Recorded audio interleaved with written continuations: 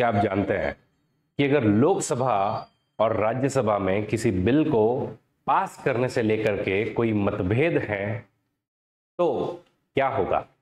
जानेंगे आज के इस लेक्चर में। जी हाँ, आज आप समझ चुके हैं, हम शुरू कर रहे हैं बिल को एक एक्ट यानी कि एक अधिनियम को एक कानून किस तरीके से बनाया जाता है। तो नमस्कार दोस्तों, मेरा नाम है अरविंद सिंह राजपुरोहित और अनअकैडमी के इस प्लेटफॉर्म पर आप सभी का स्वागत है। आप लोग मेरे साथ में कवर कर रहे हो एकदम क्विकली पॉलिटी। तो पॉलिटी के जितने भी पेचीदा कंसेप्ट हैं एकदम फास्ट फट फट फट फट रिवीजन करके हम लोग खत्म कर रहे हैं। अब तक मैं आप सबको याद दिला दूं कि हम लोग 15 लेक्चर्स ऑलरेडी कवर कर चुके हैं और ये आपको लेट्स क्रैक यूपीएससी सीएससी के प्लेलिस्ट में मिल जाएगा। द फाइनल रिवीजन पॉलिटी नाम से मेरा नाम भी अगर आप डालो तो आपको मिल जाएगा। इनको सबको देखिए, कमेंट कीजिए और लाइक कीजिए।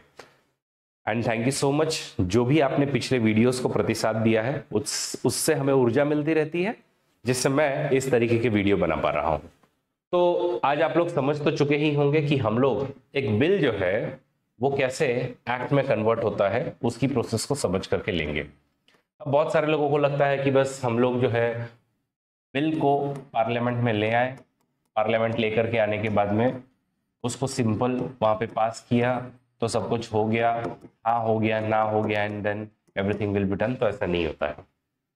एक बिल को एक्ट बनने में कई प्रोसेस से गुजरना होता है। इसके पहले भी जब मैंने आपको एक प्रीएम्बल का और कॉन्स्टिट्यूशन का जब मैं आपको एकदम इनिशियल बता रहा था कि किस तरीके से ड्राफ्टिंग होती है, तो मैंने उसमें आपको कहा भी था कि एक बिल या कोई भी चीज अगर आपकी एक्ट बनना चाहती है तो उसको 3 रीडिंग्स के थ्रू जाना होता है, जिसको हम लोग कहते हैं फर्स्ट रीडिंग, देन वी से सेकेंड रीडिंग और देन आती है आपकी थर्ड रीडिंग। ये 3 बार जब तक पढ़ न लिया जाए, और इसके पहले अलग से ड्राफ्ट की प्रोसेस और अलग होगी। ये ड्राफ्टिंग में जितने भी सिविल सोसाइटी के लोग हैं और कोई अगर एक्सपर्ट्स हैं, इन सब से आप लोग विचार विमर्श अवश्य करेंगे। तो ये तो करना है, बट उसके बाद में ये 3 बार अलग अलग रीडिंग्स होंगी। मैं इवन अपने स्टूडेंट्स को ये समझाता हूं कि इन 3 रीडिंग से आप लोग खुद के लिए क्या समझ सकते हो। खुद के लिए समझ सकते हो कि अगर किसी चीज को 3 बार पढ़ा जाए तो वो चीज बहुत अच्छे से आपको याद होगी और उसमें अगर कोई त्रुटियां होंगी तो वो निकल जाएंगी। इसी तरीके से अगर कोई चीज को 3 बार लिखा जाए तो आपकी लिखने की प्रैक्टिस भी अच्छी हो जाती है। तो जब भी आप लोग कभी इस तरीके का कोई काम करो, हमेशा ध्यान रखो कि 3 बार किसी चीज को दोहराओ ताकि आप लोगों का काम जो है अच्छे से बन पाए।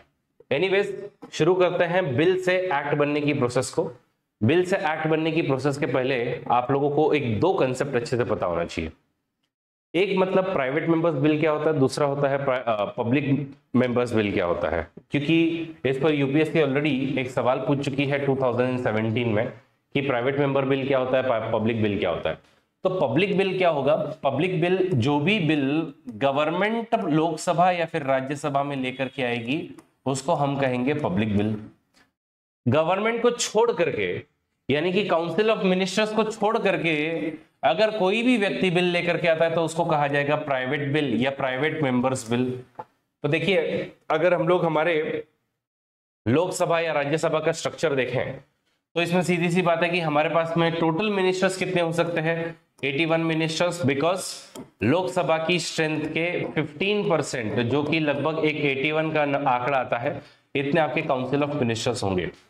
तो लोकसभा में पब्लिक मेंबर केवल 81 लोगों को कहा जाएगा जो काउंसिल ऑफ मिनिस्टर यानी कि मंत्री हैं, और बाकी जितने भी व्यक्ति हैं 85% बाकी के सारे व्यक्तियों को हम लोग क्या कहेंगे?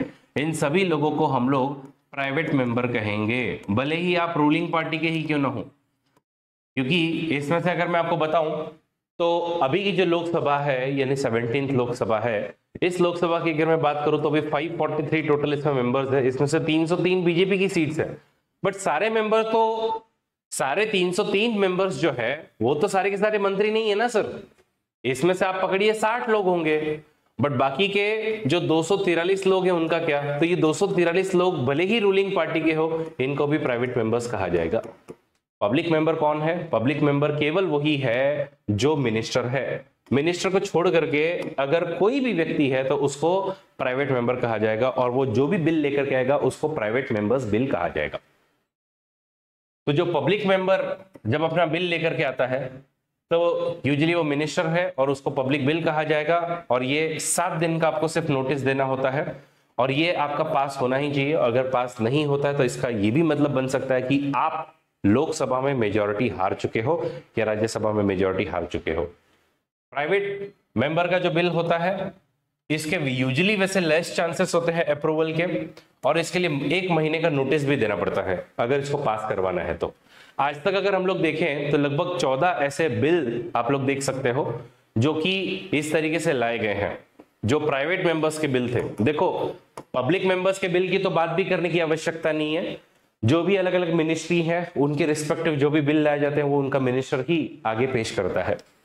लेकिन जो प्राइवेट मेंबर्स के बिल हैं उसमें अगर हम लोग देखें तो ये जो जितने भी आप लोग बिल यहां पर देख रहे हो ये सब कभी ना कभी एक प्राइवेट मेंबर ने लाए थे और ये पास हुए थे। तो ये प्राइवेट मेंबर के बिल पास हो चुके हैं। देखिए, बिल लाया, बिल इंट्रोड्यूस किया सैयद मोहम्मद अहमद काशमी ने 1952 में, प्राइवेट मेंबर का बिल था लेकिन लोकसभा में पास हो गया।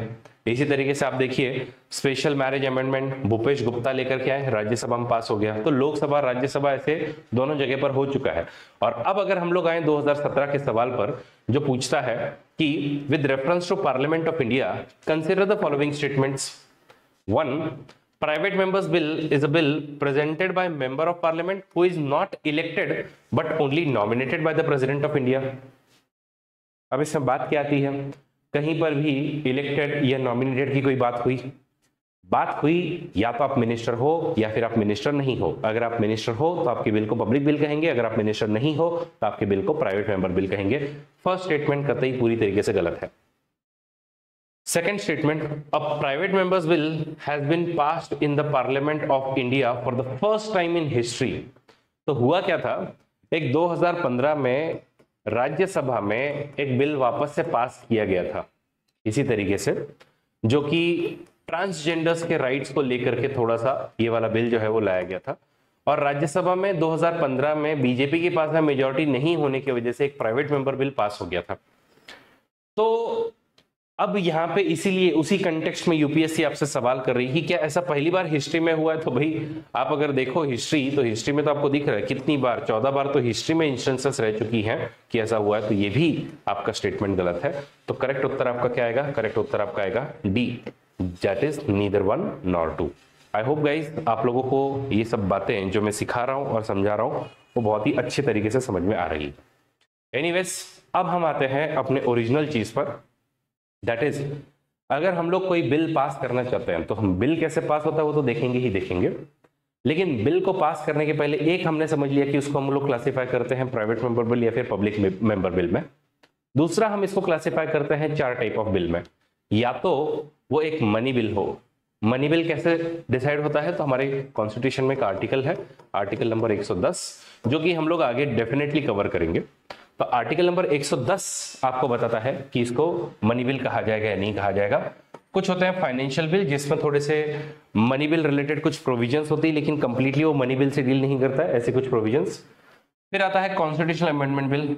तो कॉन्स्टिट्यूशन को अमेंड करने के लिए हम लोग जो बिल लेकर के आए उसको हम लोग कॉन्स्टिट्यूशनल अमेंडमेंट बिल कहेंगे। और बाकी इन जनरल फिर आपके जो बिल होते हैं जिसको हम लोग ऑर्डिनरी बिल कहते हैं। देखिए, हर एक की स्पेशलिटी है। संविधान को अमेंड करोगे तो उसके लिए कॉन्स्टिट्यूशन का अमेंडमेंट बिल आएगा। ऑर्डिनरी बिल किसी भी चीज के लिए लाया जा सकता है, वो अमेंडमेंट करने के लिए भी लाया जा सकता है, या फिर कोई नया, जैसे आज आर्टिफिशियल इंटेलिजेंस हमारे कंट्री में रेगुलेटेड नहीं है, कल हम डिसाइड करते हैं कि आर्टिफिशियल इंटेलिजेंस को रेगुलेट करना चाहिए, इसके लिए हमको एक बिल लाना है, इसके लिए हमको एक लॉ लेकर के आना है, तो वो एक ऑर्डिनरी बिल होगा। फिर अगर कोई बिल ऐसा है जो थोड़ा पैसे से डील करता है, मैंने आपको एक बार बताया था कि जो गवर्नमेंट का बैंक होता है उसको हम लोग कहते हैं कंसोलिडेटेड फंड ऑफ इंडिया, उसमें से कोई पैसा डालना है निकालना है, तो उसके रिगार्ड में अगर कोई बिल है तो उसको हम लोग यूजुअली मनी बिल कहते हैं। तो ये 4 टाइप के बिल है। लेकिन अभी हम जिस बिल के बारे में इस सेशन में बात करेंगे वो होगा आपका ऑर्डिनरी बिल। तो चलिए थोड़ा सा ऑर्डिनरी बिल को कैसे पास करना है इसके डिटेल को हम लोग समझ के लेते हैं। तो ऑर्डिनरी बिल जो भी है इसको पूरी एक प्रोसेस के थ्रू जाना होगा। प्रोसेस यूजुअली क्या होती है, तो प्रोसेस है कि आपको लोकसभा के थ्रू जाना है और आपको राज्यसभा के थ्रू भी जाना है। तो लोकसभा के थ्रू पूरी प्रोसेस करनी होगी और राज्यसभा के थ्रू प्रोसेस करनी होगी। मैं इसको बहुत अच्छे तरीके से ऐसे समझाता हूं कि घर में कभी आपने रोटी बनते हुए देखी होगी, रोटी, ठीक है। तो जब रोटी बनती है तो ये रोटी आपकी बन रही है, बनने के बाद में आपने तवे पे डाली। जब तवे पर आप रोटी डाल रहे थे तो उसमें आपका कोई प्रेफरेंस था क्या कि नहीं मैं यही वाली साइड जो है वो रोटी पे, वही वाली साइड जो है मैं तवे पे डालूंगा? Answer is no. आप जो है वो इधर मतलब लेफ्ट साइड में डाल सकते हो या फिर उसका राइट साइड वाला पार्ट डाल सकते हो। उसी तरीके से जब आपको बिल लाना है तो आप या तो लोकसभा में ला सकते हैं फिर राज्यसभा में ला सकते हो। लेकिन एक बार अगर लोकसभा में पास हो जाए, यानी कि एक बार अगर रोटी नीचे से सिक जाए, तो फिर उसके बराबर उल्टा वाला पार्ट आप डालोगे, ताकि ये वाला पार्ट तो आपका सिक गया, अब ये वाला पार्ट आपका सिकना बाकी है तो उसको सोचने की कोशिश करोगे।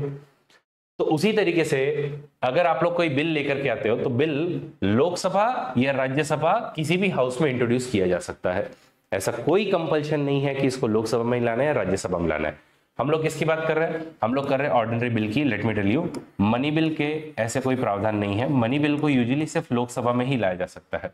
कॉन्स्टिट्यूशनल अमेंडमेंट बिल के भी ऐसे कोई प्रावधान नहीं है, उसको भी लोकसभा या राज्यसभा दोनों में से किसी भी हाउस में लाया जा सकता है।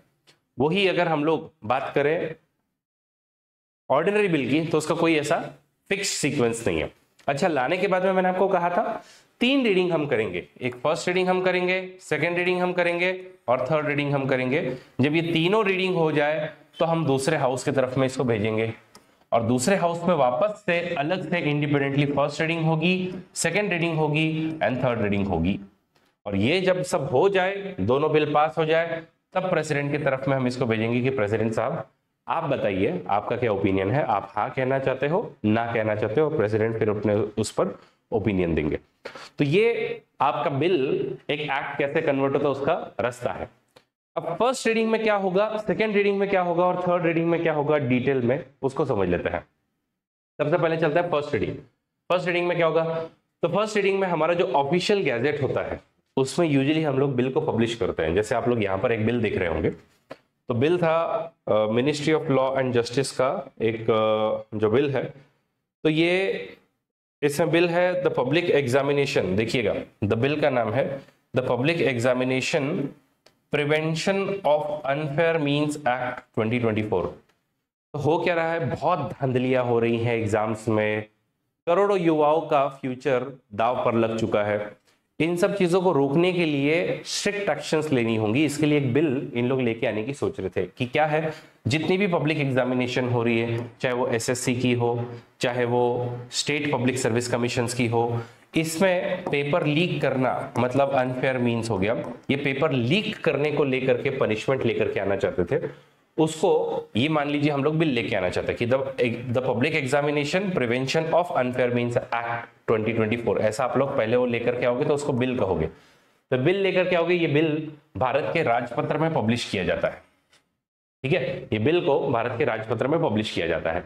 और ये भारत के राजपत्र में पब्लिश करने से पहले क्या हुआ होगा, तो पहले एक ड्राफ्ट एक्टिविटी हुई होगी कि आपने जितने भी एग्जामिनेशन के एक्सपर्ट्स हैं, लीगल एक्सपर्ट्स हैं और बाकी के जो एक्सपर्ट्स हैं, इनके साथ में मिल करके आपने कहा होगा कि आप एक बिल बनाइए। ये बिल बनाया होगा। बिल बनाने के बाद में फर्स्ट रीडिंग में हम लोग क्या करते हैं, इधर लोकसभा या राज्यसभा जो भी आपको सुटेबल लगे, अभी इजी पर्पस के लिए लोकसभा ले लेते हैं। तो लोकसभा में कोई भी मेंबर मतलब क्या, प्राइवेट मेंबर भी डाल सकता है, पब्लिक मेंबर भी डाल सकता है, बट मैं अभी ऐसा पकड़ूंगा कि पब्लिक मेंबर लाएगा। तो पब्लिक मेंबर बिल इंट्रोड्यूस करता है। बट बिल इंट्रोड्यूस करने से पहले लोकसभा में, तो फर्स्ट रीडिंग में क्या हो रहा है, बिल इंट्रोड्यूस कर रहे हो, लेकिन बिल इंट्रोड्यूस करने से you will have to take leave of the house. Leave of the house का मतलब है परमिशन लेना, कि सुनो सब लोग, मैं एक जो पब्लिक एग्जामिनेशंस हैं इसके करप्शन को, इसकी धांधलियों को रोकने के लिए एक बिल इंट्रोड्यूस करना चाहता हूं, क्या मुझे इसकी परमिशन मिलती है? लोकसभा या इसमें वोट करेगी कि हाँ भाई हम आपको परमिशन देते कि आप बिल लाइए। जब बिल लाया जाता है तो बिल लाने के बाद में हम उसको कहते हैं कि it is the introduction of the bill. क्या कहेंगे हम उसको कहेंगे इंट्रोडक्शन ऑफ द बिल। फिर उसके बाद में जो भी मिनिस्टर्स को लेकर के आ रहा है वो उसका टाइटल रीड करेगा कि हमारा टाइटल जो है वो है the public examination prevention of unfair means bill 2024। इसको रीड किया जाएगा, टाइटल को रीड करने के बाद में इसके ऑब्जेक्टिव्स रीड किए जाएंगे। That's it. टाइटल रीड किया, ऑब्जेक्टिव रीड किया, दैट इज इंट्रोडक्शन। और उसके बाद में नेक्स्ट स्टेप होगी, इसमें कोई डिस्कशन नहीं होगा और सिंपली उसको ऑफिशियल गैजेट में पब्लिश कर दो, बात खत्म। फर्स्ट रीडिंग में इतना ही होना है। फर्स्ट रीडिंग में इंट्रोडक्शन में भी अपना ऑब्जेक्टिव और टाइटल पढ़ो, और दूसरा काम आपको जो करना है वो है ऑफिशियल गैजेट में इसको पब्लिश कर दो, दैट्स इट। ये जब आपका हो गया तो हम कहेंगे आपकी फर्स्ट रीडिंग हो गई है। फिर हम बढ़ेंगे सेकेंड रीडिंग की तरफ में। Let me tell you, second reading is the most important reading. इसी के अंदर में सारी प्रोसेस होगी, एक बिल जो है वो अपना फाइनल शेप इसी प्रोसेस में लेगा। तो what is this second reading? तो second reading as I said it is very very important, very very important. क्यों? क्योंकि इसी में सारे काम होने हैं। थर्ड रीडिंग में एक ही काम होता है, थर्ड रीडिंग में एक ही काम होता है, आप बिल के लिए यस या नो, दैट्स इट। बिल के लिए आप उसके पक्ष में हो, आप उसके विपक्ष में हो, इतना ही हमें बताइए, बात खत्म। लेकिन जहां तक बात आती है सेकेंड रीडिंग की, पूरा काम इसमें होगा। इसमें भी 3 स्टेजेस में डिवाइड करते हैं हम। 3 स्टेजेस कौन कौन सी? पहली स्टेज है डिस्कशन स्टेज, दूसरी स्टेज है कमिटी स्टेज, और तीसरी स्टेज जो इसके अंदर होगी वो होगी कंसिडरेशन स्टेज। तो पहली स्टेज में क्या होगा? General discussion. फर्स्ट रीडिंग हुई, फर्स्ट रीडिंग में हमने इंट्रोडक्शन किया, बिल का ऑब्जेक्टिव वगैरह बताया, उतना कर दिया। फिर हमने यहाँ पे जनरल डिस्कशन किया। अब जनरल डिस्कशन में क्या होगा? देखो अगेन, एक एक डिटेल में जाने वाले हो क्या? नहीं, आप जनरल डिस्कशन करोगे तो इसमें प्रिंटेड कॉपीज जो भी हैं वो सब डिस्ट्रीब्यूट करोगे, और इसके जो भी प्रोविजंस है उसको जनरली डिस्कस करोगे कि हम लोग ये वाला क्लॉज लेके आए कि इसके लिए हम 5 साल की सजा देंगे, अगर कुछ ऐसा हो गया तो इसके लिए 10 साल की सजा होगा, इसके लिए हम लोग एक और बोर्ड का गठन करेंगे, ऐसा करेंगे वैसा करेंगे। जनरल प्रोविजन आपने बता दिए। फिर जनरल प्रोविजंस बता देने के बाद में आपके पास में आते हैं 4 ऑप्शंस। सुनिएगा, आपके पास में आते हैं 4 ऑप्शंस, ठीक है। तो यहां पर मैं भी आप लोगों को 2 कमिटीज के बारे में समझाना चाहता हूं, ठीक है। तो हमारी जो पार्लियामेंट है, इस पार्लियामेंट में कमिटीज बनाई जा सकती है। तो ये जो हम कमिटी बनाते हैं, ये कमिटीज अगेन आपकी 2 टाइप की बन सकती है। एक जिसको हम कहते हैं सिलेक्ट कमिटी, और दूसरी जिसको हम कहेंगे ज्वाइंट कमिटी। दोनों में फर्क क्या है सर? सिंपल, सिलेक्ट कमिटी में इधर ओनली फ्रॉम द लोकसभा आपके मेंबर्स आएंगे, तो सिर्फ लोकसभा के कुछ मेंबर्स को लेना और उसकी जो कमेटी बनाओगे उसको आप लोकसभा की सिलेक्ट कमेटी कहोगे। अच्छा, कभी कभी आप लोग राज्यसभा की अलग से सिर्फ कमेटी बनाते हो, उसमें सिर्फ राज्यसभा के ही मेंबर्स होंगे, तो उसको हम लोग राज्यसभा की सिलेक्ट कमेटी कहेंगे। तो सिर्फ लोकसभा में से सिलेक्टेड मेंबर्स है या सिर्फ राज्यसभा में से सिलेक्टेड मेंबर्स है, इसलिए इसको लोकसभा की सिलेक्ट कमेटी या फिर राज्यसभा की सिलेक्ट कमेटी कहा जाएगा। जबकि वही अगर मैं ज्वाइंट कमेटी की बात करूं तो ज्वाइंट कमेटी में ऐसा कुछ नहीं होता है। ज्वाइंट कमेटी में दोनों के मेंबर्स आपको आते हुए मिलेंगे। मतलब क्या? मतलब इसके अंदर में लोकसभा के भी मेंबर्स आएंगे एंड राज्यसभा के भी मेंबर्स आएंगे। तो सिंस इसमें दोनों के मेंबर्स हैं, लोकसभा प्लस राज्यसभा, तो ये ज्वाइंट हो गई, तो इसको हम लोग ज्वाइंट कमेटी कहेंगे, ठीक है। तो select committee and joint committee, ये 2 ऑप्शंस आपको अच्छे से क्लियर हो गए होंगे। अब मैं आपको बता रहा था जनरल डिस्कशन के बाद में आपके पास में 4 ऑप्शंस है। 4 ऑप्शंस क्या है? पहला ऑप्शन ये है कि आप इसके लिए सीधा एक कंसिडरेशन स्टेज पर आप इसको लेकर के चले जाओ। कंसिडरेशन स्टेज क्या होती है सर? कंसिडरेशन स्टेज मतलब ये थर्ड स्टेज। इस थर्ड स्टेज में जो लोकसभा के मेंबर्स हैं या राज्यसभा के मेंबर्स हैं, वो इसके क्लॉज बाय क्लॉज पर डिस्कशन करेंगे और बताएंगे कि ये सही है या नहीं है, ठीक है। तो मान लीजिए हमारा वही, ठीक है, कि जो अनफेयर मीन्स जो भी एग्जामिनेशन हो रहे हैं, पब्लिक एग्जामिनेशन में जो अनफेयर मीन्स हो रहे हैं उनको रोकने का हम लोग बिल लेकर के आए हैं 24 का। इसके अंदर में जितने भी क्लॉजेस है, clause 1, clause 2, clause 3, clause 4, clause 5, तो इनको जब सारे लोकसभा के मेंबर्स या जब सारे राज्यसभा के मेंबर जब कंसीडर करते हैं, इन पर जब बात करते हैं, इन पर जब क्लॉज बाय क्लॉज पर वोट करते हैं, उसको हम कहते हैं कंसिडरेशन स्टेज। तो वो हो गया कंसिडरेशन स्टेज कि आप सीधा इसको कंसिडरेशन स्टेज पर भेज दीजिए। दूसरा होता है एक कमिटी स्टेज। कमिटी स्टेज का क्या मतलब होता है? कमिटी स्टेज का मतलब होता है कि ये जो क्लॉजेस है आपके बिल के, ये लोकसभा के मेंबर्स या राज्यसभा के मेंबर डिस्कस नहीं करेंगे, ये आपकी कमेटी डिस्कस करेगी। कौन सी? इधर लोकसभा से आई हुई सिलेक्ट कमेटी या फिर राज्यसभा से आई हुई सिलेक्ट कमेटी या फिर दोनों की ज्वाइंट कमेटी। तो कमिटी स्टेज में क्या होगा, कमिटी स्टेज में जो भी आपने कमिटी बनाई है, ये committee clause by clause detail में इसको स्टडी करेगी, और इसमें कभी कभी आप दूसरे एक्सपर्ट मेंबर्स को बुलाना है तो उनको भी बुलाया जा सकता है। तो कमिटी स्टेज में क्या होगा, कमिटी स्टेज में सिंपल है, कमिटी स्टेज में यहां पर कमिटी डिस्कस करेगी, कंसिडरेशन स्टेज पर हाउस के मेंबर्स डिस्कस करेंगे। तो कंसिडरेशन स्टेज पे जाओ, यानी क्या, यानी कि एमपीज सीधा इस बिल पे डिस्कस करें, या फिर आप लोग सिलेक्ट कमेटी को भेज दो इसको, सिलेक्ट कमेटी में कमेटी के मेंबर्स जो भी होंगे वो डिस्कस करेंगे, या फिर आप इसको ज्वाइंट कमेटी को भेज दो, ज्वाइंट कमेटी के मेंबर्स इस पर डिस्कशन करेंगे, या फिर आप इसको पब्लिक ओपिनियन के लिए भेज दो कि पब्लिक से आप ओपिनियन लेना चाहते हो, इसलिए पब्लिक ओपिनियन के भेज दो। तो अगर मोटा मोटी मैं आपको समझाऊं सेकेंड स्टेज में क्या हो रहा है, तो आप लोगों को दिखेगा कि सेकेंड स्टेज में सबसे पहले तो जनरल डिस्कशन होगा। जनरल डिस्कशन होने के बाद में आपके पास में 4 ऑप्शंस है। 4 ऑप्शंस में से पहला ऑप्शन है कि आप सीधा कंसिडरेशन स्टेज पर भेज दो कि हो गया भाई, हम कमेटी स्टेज पे नहीं जाना चाहते, हमारा टाइम बर्बाद होगा, इसलिए हम नहीं भेजेंगे इसको, क्योंकि कमेटी स्टेज पे जाएगा तो कमेटी में डिस्कशन होगा, और कमेटी टाइम लेती है, फिर कमेटी 2 महीने 4 महीने 6 महीने कितना भी टाइम लेगी, उतना टाइम नहीं है आपके पास में। आप सीधा सबने वोट किया कि भाई इसको सीधा कंसिडरेशन स्टेज पर भेजो, जो भी अमेंडमेंट लानी है सब लोग आप लेकर के आओगे, और वो काम हो गया।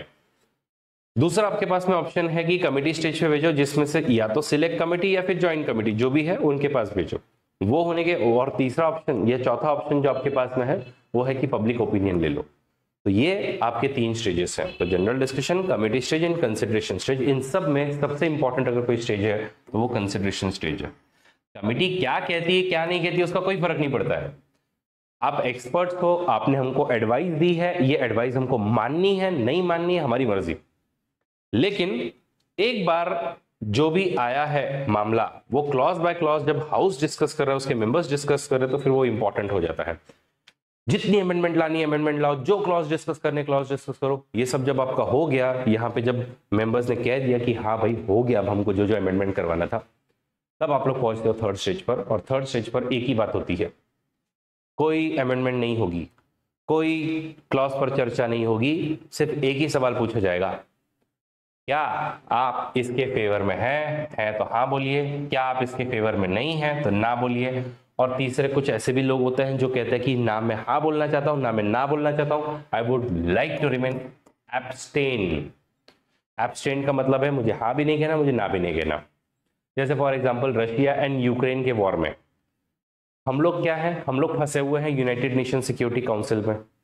हम लोग तो एक रिजोल्यूशन लेकर के आया गया जिसमें कहा कि रशिया जो है उसने अटैक किया है यूक्रेन के ऊपर, रशिया ने अटैक को वापस पीछे लेना चाहिए। अब इसमें अगर हम हाँ बोले तो हम रशिया के अगेंस्ट में चले जाते हैं, अगर हम इसमें ना बोले तो हम यूक्रेन के अगेंस्ट जा रहे, यूक्रेन के अगेंस्ट जा रहे। इसका मतलब क्या हुआ, हम लोग यूरोप के अगेंस्ट में है और यूएस के अगेंस्ट में है। हम लोग बोले भाई हम लोग इस पे हाँ या ना कुछ नहीं बोलना चाहिए, तो तुम तुम्हारा देखो तुमको क्या बोलना है, that is called as abstaining. तो बिल के लिए भी एब्सटेनिंग हो सकता है, ठीक है। तो ये मोस्टली लोकसभा में आया होगा, तो लोकसभा में 300 आप बोलोगे सर 391 वाई 391 मेंबर्स, 391 मेंबर्स इसलिए बिकॉज इसमें से जो आपके टोटल मेंबर्स हैं उसमें से वैकेंट माइनस हुए होंगे, इसमें से एब्सेंट माइनस हुए होंगे, तो वैकेंट एंड एब्सेंट माइनस हुए होंगे, फिर इसमें से प्रेजेंट एंड वोटिंग का जो नंबर आएगा वो आएगा आपका 391। तो जितने भी आपके प्रेजेंट एंड वोटिंग है ओके वो 391 है, उसका एटलीस्ट हाफ मेंबर जो है वो आपके अगर इसके फेवर में वोट करते हैं तो बिल जो है वो आपका सिलेक्ट हो जाएगा, या फिर बिल जो है वो आपका पास हो जाएगा। तो बिल हो गया pass. The debate is confined only to acceptance or rejection of the bill, amendments are not allowed. और मेजॉरिटी मेंबर अगर पास करते हैं तो बात खत्म। फिर वहां की जो प्रिसाइडिंग ऑफिसर जो भी होंगे वो इसको सेकेंड हाउस में ट्रांसमिट करेंगे कि हो गया भाई हमारा सब कुछ, सेकेंड हाउस इस पर डिस्कशन करें। फिर ये बिल वापस सेकेंड हाउस में जाएगा और सेकेंड हाउस में सेम टू सेम चीजें रिपीट होने वाली है। तो अब देखो, अब ये वाली डायग्राम पे हम वापस आते हैं। अब मे भी आप लोगों को अच्छे से समझ में आए। यहाँ पे क्या हुआ, फर्स्ट रीडिंग हुई, सेकेंड रीडिंग हुई, इसमें अलग अलग आपकी स्टेजेस थी, फिर थर्ड रीडिंग हुई, थर्ड रीडिंग से बिल गया यहाँ पे फर्स्ट रीडिंग, सेकेंड रीडिंग और थर्ड रीडिंग, और यहाँ पे भी जब सेकेंड हाउस में ये सब हो गया तब ये आएगा आपका जो भी अमेंडमेंट वगैरह है वो फिर आपका आएगा प्रेसिडेंट के पास। और फिर प्रेसिडेंट के पास में अलग अलग 3 ऑप्शंस है, हाँ बोलना ना बोलना। तो सीधी सी बात है फिर तो बिल जो है वो अब सेकंड हाउस में जाता है आपका, और बिल सेकंड हाउस में जाने के बाद में उसमें फिर जो भी आपको करना है वो आप करते हो, ठीक है। फिर प्रेसिडेंट के पास में अलग अलग ऑप्शन है। अभी ये देखिए, मैं आपके सामने एक लाइव बिल जो है वो लेकर के आया हूँ कि अगर आप, एक बहुत ही ब्यूटीफुल वेबसाइट है जिसका नाम है PRS, तो अगर कोई पढ़ना चाहता है ओरिजिनल कंटेंट, आप लोग डेफिनेटली यहाँ से पढ़िए। हमारा एक कंपटीशन कमीशन या कंपटीशन एक्ट है हमारे पास में, जो कि 2002 में वैसे लाया गया था, बाद में उसमें अमेंडमेंट वगैरह जो है वो लाई गई। तो ये 2002 का जो एक्ट है, इसमें हमको थोड़ी अमेंडमेंट करनी थी कि भाई 2000 करोड़ के ऊपर का अगर कोई ट्रांजैक्शन हो रहा होगा तो CCI का अप्रूवल आपको लगेगा, और थोड़े 210 दिन जो CCI लेता है उसको 150 दिन लिए जाए, ताकि ईज ऑफ डूइंग बिजनेस वगैरह हो। तो ऐसा कुछ कंपटीशन कमीशन को चेंज करने के लिए हम लोग ये बिल लेकर के आए थे। तो ये बिल कब लाए? बिल लाए 2022 में। कहाँ पेश किया इसको लाया गया लोकसभा में, इंट्रोड्यूस किया। लोकसभा में जैसे ही इंट्रोड्यूस किया तो वो आपकी फर्स्ट रीडिंग हुई। फिर इसकी सेकेंड रीडिंग जब शुरू हुई तो सेकेंड रीडिंग में फिर लोगों ने कह दिया नहीं भाई, इसको तो आप कमेटी पे भेजो। बोले कौन सी कमेटी? बोले आप कमेटी पे भेजो। तो इसकी लोकसभा की ही फिर कमेटी को भेजा गया। फिर कमेटी ने अगेन, ये जो कमेटी है इसको अगस्त 17 को कमेटी पे भेज दिया। फिर कमेटी ने वापस टाइम लिया और फिर फाइनली जाकर के कहीं तो इन्होंने अपनी रिपोर्ट पब्लिश की और कहा कि हाँ भाई हो गया हमारा दिसंबर 13 की बात। फिर जैसे ही आया तो ये आने के बाद में लोकसभा ने वापस इसको कंसिडरेशन स्टेज पे लिया। तो कंसिडरेशन स्टेज आया आपका, कंसिडरेशन स्टेज पे मार्च 29 को इन्होंने यहाँ पे पास किया। सेकंड हाउस में वापस ये पूरी प्रोसेस हुई, फर्स्ट रीडिंग हुई, सेकंड रीडिंग हुई और थर्ड रीडिंग का कंसिडरेशन स्टेज इस दिन हुआ अप्रैल 3, 2023, और बिल आपका पास हो गया और ये बन गया है एक्ट। और जैसे ही बिल आपका बन जाता है, बिल दोनों जगह पास हो जाता है, फिर वो प्रेसिडेंट के पास जाता है, प्रेसिडेंट यूजुअली उसको एसेंट दे देते हैं और वो बन जाता है एक्ट, ठीक है। तो ये सब बातें हैं। अब देखो, ये वाले हाउस में तो एकदम सब कुछ स्मूथ हुआ, इस वाले केस में एकदम सब कुछ स्मूथ हुआ। कभी कभी क्या हो सकता है कि डेडलॉक आ सकता है। कैसा डेडलॉक आता है सर? देखिए, सेकंड हाउस जो होता है, तो ये मान लीजिए राज्यसभा है, ये मान लीजिए लोकसभा है। अब दोनों जरूरी नहीं ना कि किसी चीज पर एग्री करें। लोकसभा एक बात कह रहा है, राज्यसभा एक बात कह रहा है, तो डेडलॉक आ सकता है आपका। तो डेडलॉक कौन कौन से सिचुएशन में आता है, ध्यान रखिए कि इफ द फर्स्ट हाउस मान लीजिए लोकसभा से शुरू हुआ, rejects the amendment suggested by the second house, तो अब फर्स्ट हाउस क्या हुआ, सेकंड हाउस के पास भेजा, सेकंड हाउस ने वापस से उसको पास किया, लेकिन उसमें अमेंडमेंट किया, अमेंडमेंट करके वापस भेजा और वो इनको पसंद नहीं आए। The second house reject bill all together, पूरी तरीके से ही बिल रिजेक्ट कर दिया। या फिर सेकंड हाउस जो है 6 महीने हो गए और कोई एक्शन नहीं ले रहा है। जैसे अभी पिछले केस में यहाँ पे अगर हम लोग देखें, मार्च से लेकर के यहाँ पर अगर हो गया होता, मार्च 29 को इन्होंने पास किया है 2023 में, और यही मान लो इधर दिसंबर 2023 अगर आ जाता और तब तक कुछ भी नहीं हुआ, तो हम लोग कहते भाई डेडलॉक हो गया है, ठीक है। तो ऐसी सिचुएशन को हम लोग डेडलॉक की सिचुएशन कहेंगे। और डेडलॉक की सिचुएशन में क्या होता है, तो प्रेसिडेंट को पावर मिलती है कि प्रेसिडेंट ज्वाइंट सिटिंग बुलवाए। और ज्वाइंट सिटिंग का मतलब क्या है? ज्वाइंट सिटिंग का मतलब है कि इसमें उस दिन लोकसभा के भी मेंबर आएंगे और राज्यसभा के भी मेंबर आएंगे।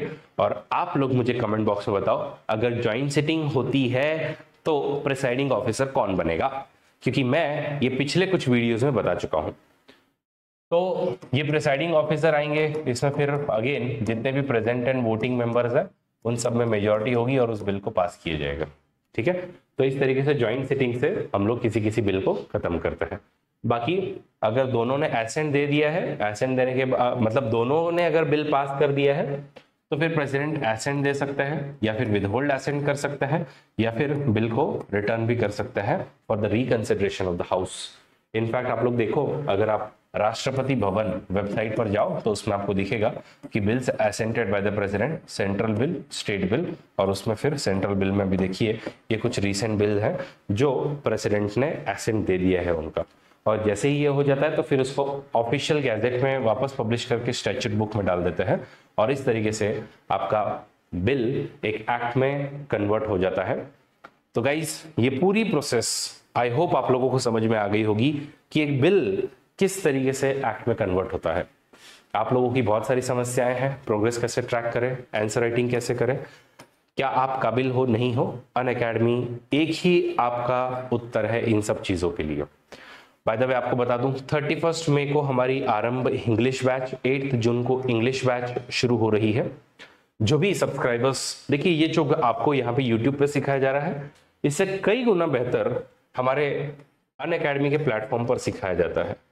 तो अरविंदा कोड आप लोग यूज कीजिए, उसमें एकदम डिटेल में एक एक मुद्दे पर चर्चा करते करते हम लोग सीख सकते हैं।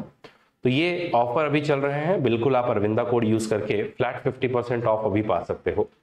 देन आपको बता दूं कि हमारे यहाँ पर जो है वो हम चाहते हैं कि हमारे मॉक टेस्ट हर किसी स्टूडेंट को अवेलेबल हो। अभी प्रीलिम्स की एग्जामिनेशन 16 जून को है, आज हम लोग 3 जून पर हैं, कल 4 जून है। बड़ा इंटरेस्टिंग सेशन रहेगा कल का, क्योंकि कल आपको पता है कि रिजल्ट हमारे सामने होंगे, कौन सी गवर्नमेंट वापस, वैसे एग्जिट पोल तो आ चुके हैं, एग्जिट पोल में मेजरली सब लोग कह रहे हैं कि BJP is coming to power. Anyways जो भी है वो कल हमको क्लियर हो जाएगा। तो 1 रुपए में आप लोग मॉक टेस्ट हमारे परचेस कर सकते हो सारे के सारे। And last but not least, CSAT बिल्कुल इग्नोर मत कीजिएगा, और हमारे मधुकर कोटवे सर की बैच आप यहाँ पे देख सकते हो। तो guys with that I would like to conclude today's session, और इस ऑफर को जरूर लाभ लीजिए with the code Arvinda. Thank you so much for joining. I will be seeing you in next session. जय हिंद, जय भारत, बाय बाय।